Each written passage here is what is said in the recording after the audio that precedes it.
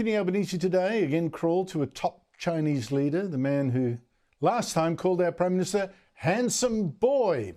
And this just a week after a third Chinese attack on our Air Force planes. But even that attack couldn't stop Albanese calling the Premier his good friend. Thank you so much, my friend, the Premier. This is our 7th visit, engagement on top of our annual leaders meeting, and I do want to acknowledge the very warm welcome that I received in China just a few months ago. But while Albanese was grovelling for the 7th time to China at the ASEAN leaders meeting in Malaysia, he wasn't at home trying to make good his dodgy promise last week to Donald Trump to help defend the US from China. Promises I reckon he can't keep. But let's start with Albanese's meeting today with the Chinese Premier. The message to China is bullying works. It shuts us up. 8 days ago, timed perfectly, a Chinese fighter dumped anti-missile chaff right in front of an Australian RAAF surveillance plane in international waters over the South China Sea, which China is trying to steal. Now, that is actually a dangerous move that China's done twice before to our P-8 planes, one 3 years ago in a manoeuvre that could have brought down that plane, and again just last February. And of course, in February, the Chinese Communist dictatorship also sent 3 of its naval ships to sail around Australia, firing guns without warning, including under a busy flight path from Sydney, and that forced 49 planes to divert. So what did Albanese say about at least last week's attack? What did he say to the smiling Chinese Premier today? Well, absolutely nothing in public. It was all about, oh, we're friends, and also about climate change, that rot that's making us weaker while China gets stronger.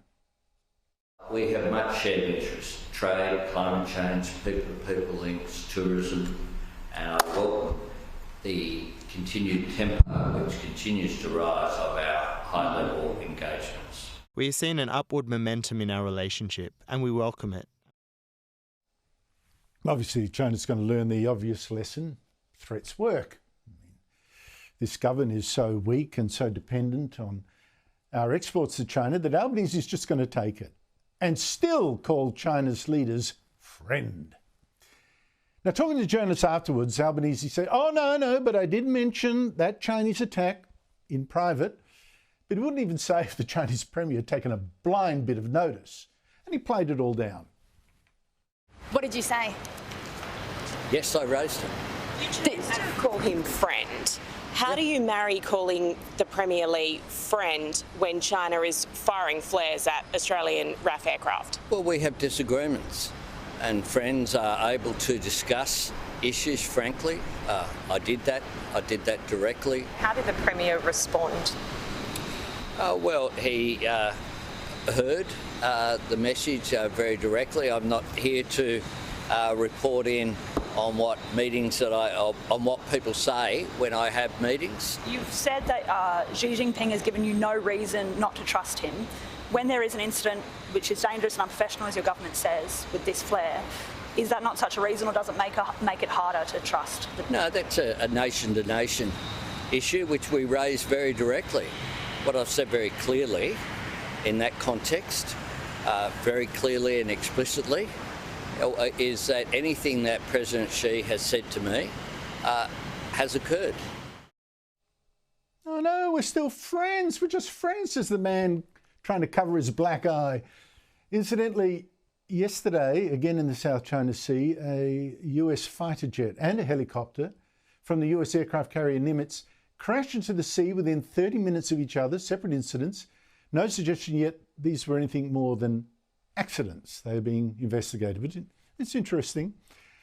Now, you might say it is understandable if Albanese doesn't make a big deal of China's aggression against us. I mean, a lot of trade at stake.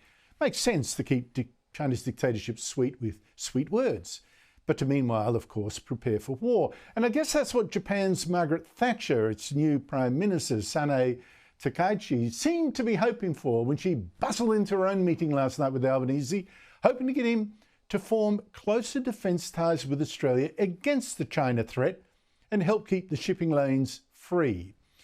Albanese was publicly non-committal, just made polite noises to China's traditional enemy. We both stand up for freedom in the Pacific and in our region. Stand up for freedom. With what? I mean, Australia is now so short of weapons, ammunitions and soldiers that do you know how many of those soldiers Albanese will now send to help the US impose Donald Trump's peace plan on the Hamas terrorists who've been attacking Israel? One single liaison officer. We didn't even have a frigate to spare to track those Chinese naval ships that went around Australia. And now the Defence Force has said it's so strapped of cash, it's being gutted to pay for nuclear submarines that'll come next decade, that our Army reservists have had training days slashed by a quarter, and there's been all sorts of other cuts. Now, I said at the start, here's Albanese sucking up to China, but what about delivering at home on the big promises he's made to Donald Trump, the US President, to defend the US from China? You see, Albanese last week was treated like a hero, at least here, for getting Trump to call him a friend at their meeting. And the reason he put a smile on Trump's dial was that he made him promises I think he'll actually struggle to keep. Now, in particular, Albanese promised to let America have access to Australia's rare earths, would even spend $1 billion US to process them here. Rare earths that are critical, particularly in the defence industry.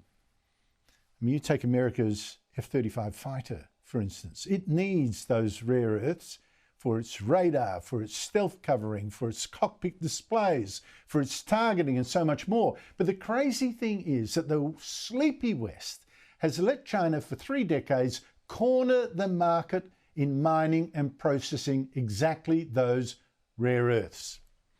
And China is now putting export controls on them. And Trump is looking around for alternative suppliers and got it into his head apparently last week that his deal with Albanese meant that he'd have those rare earths from Australia in a year or so. In about a year from now, we'll have so much critical mineral and rare earths that you won't know what to do with them. Now, maybe, of course, he was joking. But you see, getting any mine off the ground in Australia takes more than a year. It takes many years. And that's just for a start. The Adani coal mine took 9 years just to get government approvals. And then there's this. This is what one of China's rare earths mines and processing centres looks like. You see, that's because to produce rare earths, you normally end up with massive amounts of radioactive and acidic waste, as well as big holes in the ground. Now, China doesn't care about all that, which is exactly why it is the world's leader in this stuff. Because other countries sure do, and let China do it. And we sure care too. How much chance of a quick approval of that? The other reason that China is the world's leader in this stuff is that producing rare earths also requires massive amounts of power, often double what you'd need for making the same amount of steel or iron. Can you imagine? Now, China has plenty of electricity because it keeps building lots and lots more coal-fired power stations, while we are closing our own. China's gas and electricity are also cheap. Ours, as you well know, is very definitely not. So how is Anthony Albanese going to give Trump the rare earths this US president seems to expect quick smart against China? When's he actually going to be home again to make sure Australia really can help our allies stand up to China?